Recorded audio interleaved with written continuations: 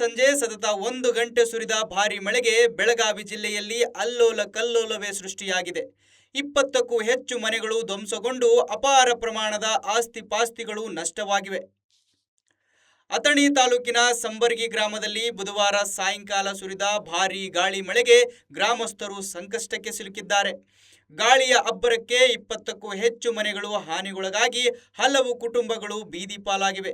1 ಗಂಟೆಗೂ ಹೆಚ್ಚು ಕಾಲ ಸುರಿದ ಮಳೆ ಹಾಗೂ ಬಿರುಗಾಳಿಯಿಂದ ಗ್ರಾಮದ 106 ಮರಗಳು ಹಾಗೂ ವಿದ್ಯುತ್ ಕಂಬಗಳು ನೆಲಸಮವಾಗಿವೆ. ಗಾಳಿಯ ರಭಸಕ್ಕೆ ತಗಡಿನ ಶೆಡ್ಗಳು ಸುಮಾರು 200 ಅಡಿ ದೂರಕ್ಕೆ ಹಾರಿ ಬಿದ್ದಿದ್ದು, ಪ್ರಮುಖ ಹೆದ್ದಾರಿಗಳ ಮೇಲೆಯೂ ಮನೆಗಳ ಮೇಲ್ಛಾವಣಿಗಳು ಉರುಳಿ ಬಿದ್ದ ದೃಶ್ಯ ಕಂಡುಬಂದಿವೆ.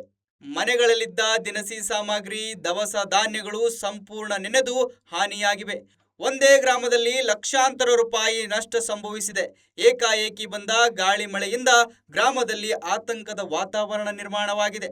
ಸರ್ಕಾರ ಕೂಡಲೇ ಸಂತ್ರಸ್ತರಿಗೆ ಪರಿಹಾರ ಒದಗಿಸಿಕೊಡುವಂತೆ ಸ್ಥಳೀಯರು ಮನವಿ ಮಾಡಿದ್ದಾರೆ. ನ್ಯೂಸ್ ಡೆಸ್ಕ್, ಸಂಪೂರ್ಣ ನ್ಯೂಸ್, ಬೆಂಗಳೂರು.